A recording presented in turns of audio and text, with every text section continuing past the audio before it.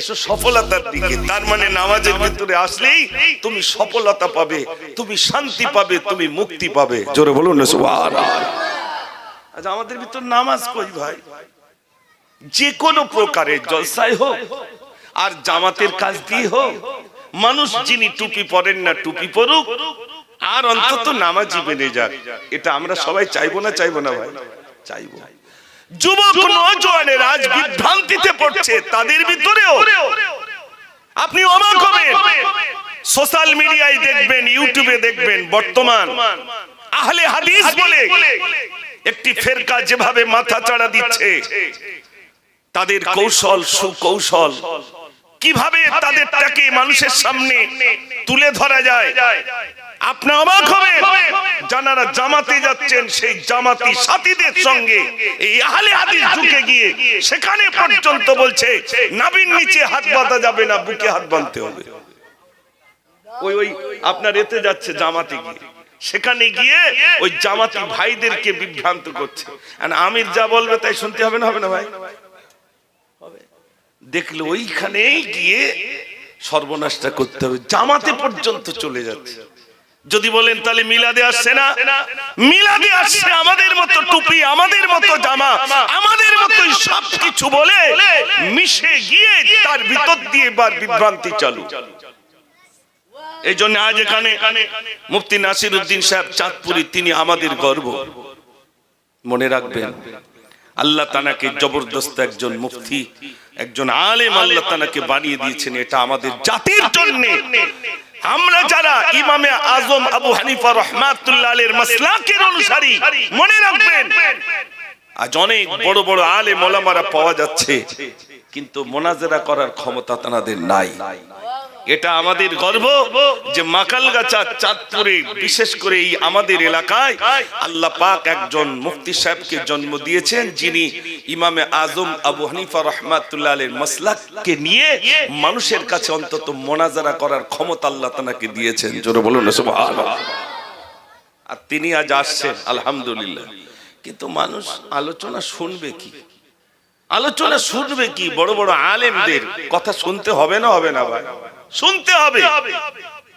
এই জন্য আমি আপনাদের কাছে বলবো ভাই, সমস্ত বিভ্রান্তি দূর করে দিয়ে, ষড়যন্ত্র দূর করে দিয়ে আসুন এই গায়ের যুবক নওজোয়ান আমরা কাঁধে কাঁধ মিলিয়ে এগিয়ে যাই। আমরা এই কাজ করি, সমাজে দেখবেন যুবক যদি পরিবর্তন হয়, গোটা সমাজ পরিবর্তন হয়ে যাবে। যাবে না ভাই? আচ্ছা বলুন, এই 1 জানুয়ারি আসছে, আর কদিন বাকি? খুব বেশি তো বাকি নেই। যুবকরা এখন তো, এখানকার যুবকের কথা বলছে না, সব গাড়ি ঘোড়া বলো, সব কমপ্লিট বলো, সব ভাড়া করা, অমুক দিন আসতে হবে। টিউশনের মাস্টার তিনিও বলে রেখে দিয়েছে পিকনিক যেতে হবে। মেয়েটা লায়েক হয়ে গেছে, আর বাপ যদি জামাতে যায়, মনে করুন উনিও তবলিগি মানুষ আর ইনি ফুরফুরার মানুষ, মেয়ে লায়েক, মেয়ে পিকনিকে যাচ্ছে, ওই বাপের মাঠটা কম পড়বে কবরে, একটু বেশি হবে ভাই? একটু জোরে বলে। আমাদের মেয়েগুলোকে কোন হিসাবে ছেড়ে দিচ্ছি যা, আর তারপরে মা বলছে তুমি ওসব বোঝো, এখনকার মেয়েদেরও সব একটু যেতে হয়। স্বামীটারে তুই নিচে লাভ ওরম করিস নি, তোর দিকে তুই একটু নিচে লাভ, না তো আমার মনোসংযোগ সব নষ্ট হয়ে যাচ্ছে। হয়তো নিচেই বস, ওই জায়গায় বস, হ্যাঁ ওই জায়গায় বস, চুপ করে বস। তকবীরদার নারে তাকবীর।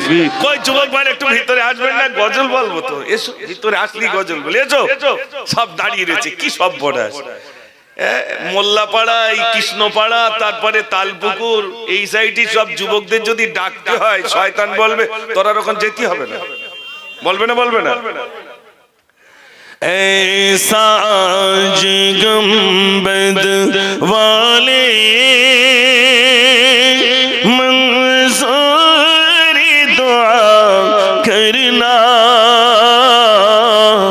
जब वक्त नज़र आए दीदार अता करना। ऐ नूर खुदा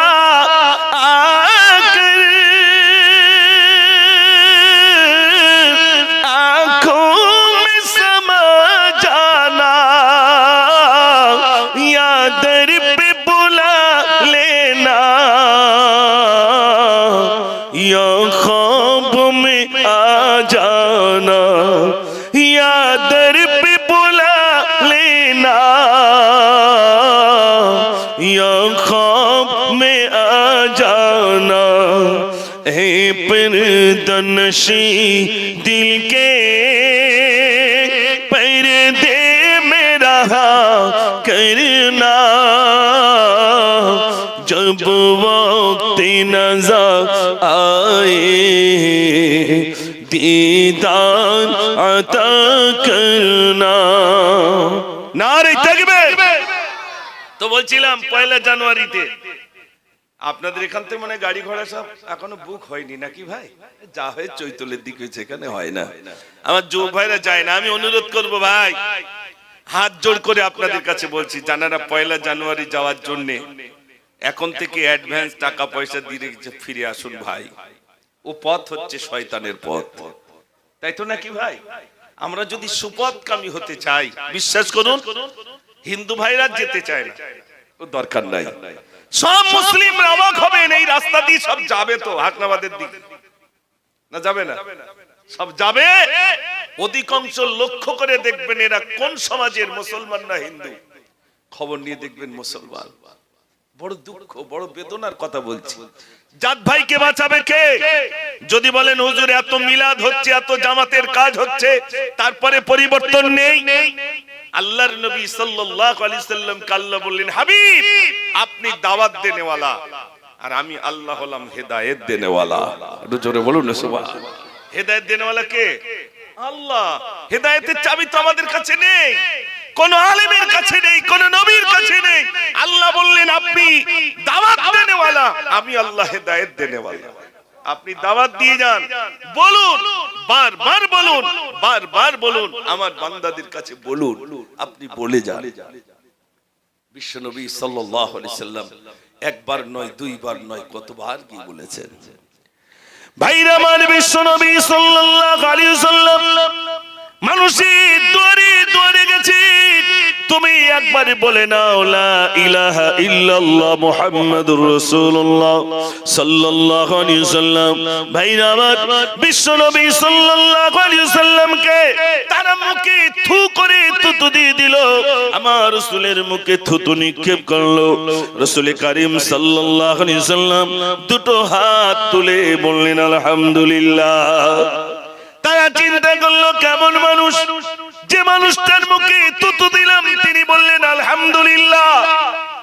কাল যদি কারুর বলা হয় ভাই চলো নামাজ পড়ে আসি, সে যদি মুখে থুতু দেয়, আপনি আলহামদুলিল্লাহ বলবেন না লাঠির খোঁজ করবেন? ভাই কই একটু বলেন।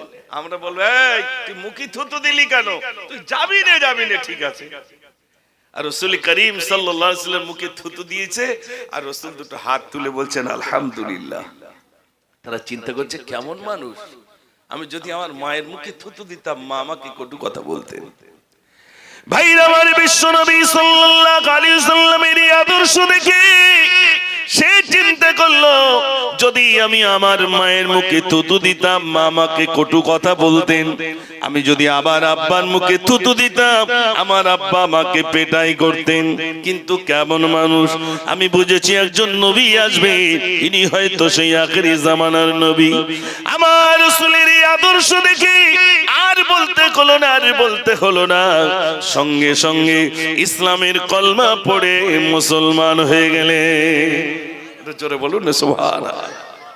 আমার বাড়িতে একটা বই আছে, বইটার নাম জাগো হিন্দু জাগো। লেখকের নাম শ্রী শ্রী চৈতন্য, মন দিয়ে শুনবেন। লেখকের নাম শ্রী শ্রী চৈতন্য মহাপ্রভু। তাকে জিজ্ঞাসা করা হচ্ছে, শ্রী শ্রী চৈতন্যকে জিজ্ঞাসা করা হচ্ছে ভারতের মুসলমানরা কোন রাষ্ট্র থেকে এসেছেন? তিনি বলছেন সব ভারতবর্ষের মুসলমান।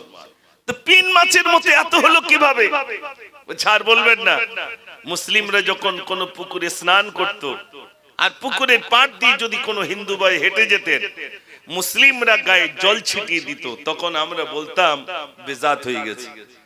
ও তখন কি করবে? বাধ্য হয়ে ইসলাম ধর্মে দীক্ষা নিয়েছে। আর কি মুসলিমরা জোর করে হিন্দু ভাইদের গালের ভিতরে গোমাংস ঢুকিয়ে দিয়ে তাদেরকে মুসলিম বানানো হয়েছে। আপনারা বলুন, এই দুটো কথা আপনাদের বিশ্বাস হয় ভাই? একটু জোরে বলে না। আচ্ছা আপনারা নাই না বিশ্বাস করলেন, কিন্তু ওই বইটা আমার কাকারা কাকিমারা যখন পড়বে তখন বিশ্বাস করবে না করবে না? কি সুন্দর করে প্ল্যান করে মুসলমান আর হিন্দুদের ভিতরে দাঙ্গা বাঁধানোর কৌশল, যে মুসলিমরা জোর করে হিন্দু ভাইদের গালের ভিতরে গোমাংস ঢুকিয়ে, যেমন যোগী এখন বলছে স্টেশনের নাম বদলে দাও। কেন? আগে ছিল এই, মোগল পিরিয়ডে এসে ওরা সব নাম চেঞ্জ করেছে। বাবরি মসজিদ, যে মসজিদটাকে কেন্দ্র করে আজও পর্যন্ত কোর্টে কেস ঝুলছে, সেই বাবরি মসজিদকে কেন্দ্র করে দেখলেন তো মসজিদটা ভেঙে দেওয়া হলো, আর কয়েকদিন পরে রাম মন্দির সেখানে তৈরি হয়ে গেছে। আপনার সেখানে আপনার ওই রাম মন্দির শুভ উদ্বোধন হবে, তার জন্য বেশ কিছু মানুষের সেখানে আমন্ত্রণ পড়ে গেছে, তাই তো নাকি?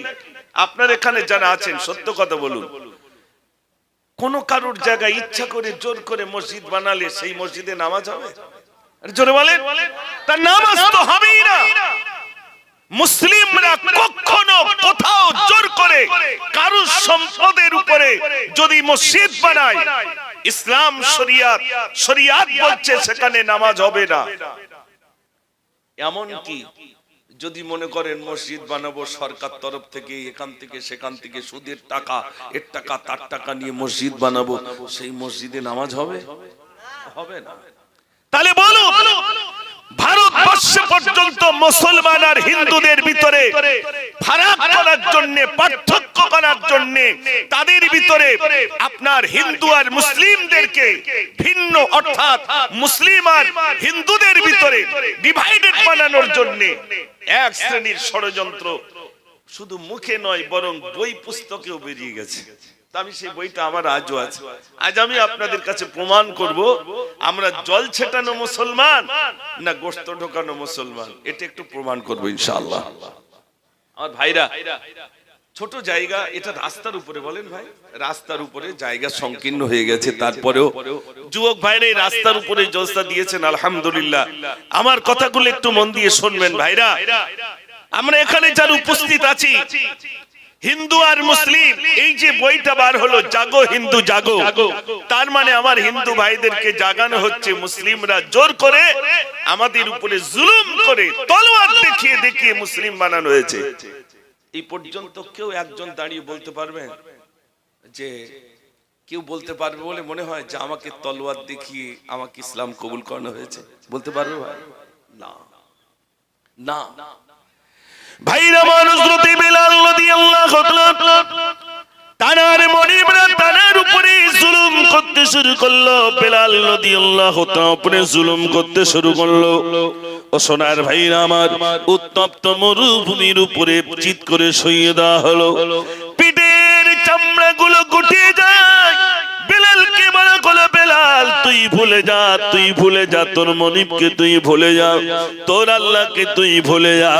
বেলাল রাদিয়াল্লাহু তাআলা ভাঙা আঙুল উঁচু করে বলেছিলেন, আহাদুন আহাদুন আহাদুন, আমার আল্লাহ এক, আমার আল্লাহ এক। একটু জোরে বলুন না সুবহানাল্লাহ। ও সোনার ভাইরা, বেলাল রাদিয়াল্লাহু তাআলা উপরে জুলুম শুরু করলো। বেলাল রাদিয়াল্লাহু তাআলা অন্তরের ভিতরে আবার নবীর মহব্বত পয়দা এসে গেল। ও সোনার ভাইরা আমার, বেলাল রাদিয়াল্লাহু তাআলা শুনেছেন আল্লাহর নবী তিনি ক্ষুধার্ত অবস্থায় রয়েছেন। কেমন ঈমান এনেছেন দেখেন। ও সোনার ভাইরা, আমার নবীর প্রতি কি মহব্বত, কি ভালোবাসা আনলেন দেখুন। ও সোনার ভাইরা, হযরতে বেলাল রাদিয়াল্লাহু তাআলা শুনেছেন আল্লাহর নবী ক্ষুধার্ত অবস্থায় রয়েছেন। এমন সময় বেলাল নিয়ত করে দিয়েছেন, আমি মনিবের বাড়িতে কাজ করব, যে খাদ্যটুকু দেবে ওই খাদ্যটা আমি আল্লাহর নবীর জন্য আমি নিয়ে যাব। সারাদিন কাজের পরে হযরতে বেলাল রাদিয়াল্লাহু তাআলা তানাকে যখন কিছু খাদ্য দেওয়া হলো, রাত হয়ে গেল। অল্প কিছু খাদ্য নিয়ে আল্লাহর নবী সাল্লাল্লাহু আলাইহি ওয়াসাল্লামের ঘরের দরজার সামনে চলে গেলেন। আসসালাতু ওয়াসসালামু আলাইকা ইয়া রাসূলুল্লাহ, আসসালাতু ওয়াসসালামু আলাইকা ইয়া হাবিবাল্লাহ। আল্লাহর নবী বলে, ও বেলাল, গভীর রজনীতে কিসের জন্য তুমি এসেছো বেলাল? বেলাল রাদিয়াল্লাহু তাআলা বললেন, ইয়া রাসূলুল্লাহ, আমি আপনার কাছে এসেছি, আমি শুনেছি আপনি ক্ষুধার্ত অবস্থায় রয়েছেন, আপনার খাওয়া হয় নাই। আমি বেলাল সহ্য করতে পারি নাই, আমি বেলাল সহ্য করতে পারি নাই, আপনার জন্য আমি কিছু খাদ্য আনলাম ইয়া রাসূলুল্লাহ। আল্লাহর নবী বললেন, ও বেলাল, তুমি যে বাড়িতে কাজ করো তোমার মনিব যতটুকু খাদ্য দিয়েছে ওই খাদ্য তো তোমার পেট ভরবে না, তুমি নিজে ক্ষুধার্ত অবস্থায় থাকার পরেও কিসের জন্য আমার জন্য খাদ্য এনেছো বেলাল? যতটুকু দিচ্ছে বেলাল তাই হবে না, আবার ওটা আল্লাহ রাসূলের জন্য নিয়ে গেছে। আল্লাহর নবী সাল্লাল্লাহু আলাইহি ওয়াসাল্লামকে ডাক দিয়ে বললেন, ইয়া রাসূলুল্লাহ, আমি ইসলাম কবুল করলাম, কত কষ্টের ভিতর দিয়ে আমি ইসলাম কবুল করলাম, আমার আঙুলগুলো খড়ম দিয়ে ভেঙে দেওয়া হলো, মরুভূমির উপরে চিৎ করে শুইয়ে দেওয়া হয়েছিল।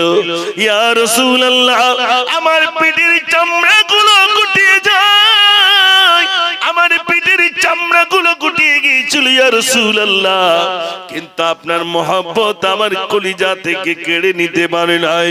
আমার আল্লাহকে আল্লাহ বলে মেনে নিয়েছি, আপনাকে নবী বলে আমি মেনে নিলাম।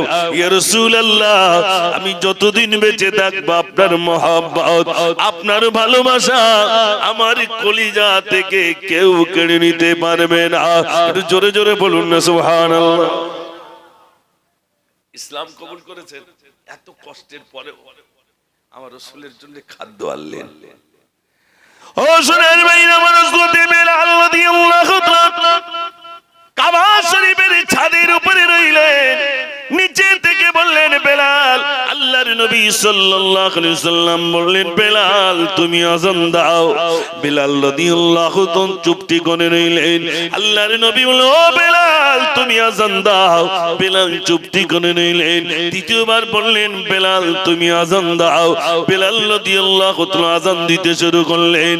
ভাইরা আমার, আযানের পরে বিশ্বনবী সাল্লাল্লাহু আলাইহি সাল্লাম বলে, বেলাল একবার নয়, দুইবার নয়, তিনবার কেন তোমাকে বলতে হলো বেলাল? কিসের জন্য তিনবার বলতে হলো বেলাল? ও বেলাল তুমি আযান দাও, ও বেলাল তুমি আযান দাও। এই কথাটি তিনবার কেন বলতে হলো বেলাল? বেলাল রাদিয়াল্লাহু তাআলা বললেন, ইয়া রাসূলুল্লাহ, আমি কাবা শরীফের ছাদের উপরে ছিলাম, আপনি আমাকে বললেন বেলাল তুমি আযান দাও। আমি চিন্তা করলাম কোন দিক ফিরে আযান আমি দেব। তৃতীয়বার বললেন, বেলাল তুমি আযান দাও। আমি চিন্তা করলাম চতুর্দিকেই তো মসজিদুল হারাম, মসজিদুল হারামের দিকে ফিরে আযান দিতে নাই। আপনি এবারে বললেন, বেলাল তুমি আযান দাও। আমি চিন্তা করলাম আল্লাহর নবী সাল্লাল্লাহু আলাইহি সাল্লামকে যদি আল্লাহ পাক না পয়দা করতেন এই কাবা পর্যন্ত তৈরি হতো না। এজন্য আমি মনে করলাম এই কাবার কাবা অন্য কেউ নয়, এই কাবার কাবা হলো জনাবে মুহাম্মদুর রাসূলুল্লাহ। এজন্য আমি বেলাল আপনার দিকে ফিরে আযান দিতে শুরু করলাম। একদিন হাসান আর হুসাইন বেলালকে ডাকলেন, ও বেলাল একটু আযান দাও, অনেকদিন আযান শুনি না। ইসলামের সর্বপ্রথম মুয়াজ্জিন কে ভাই? হযরত বেলাল রাদিয়াল্লাহু তাআলা।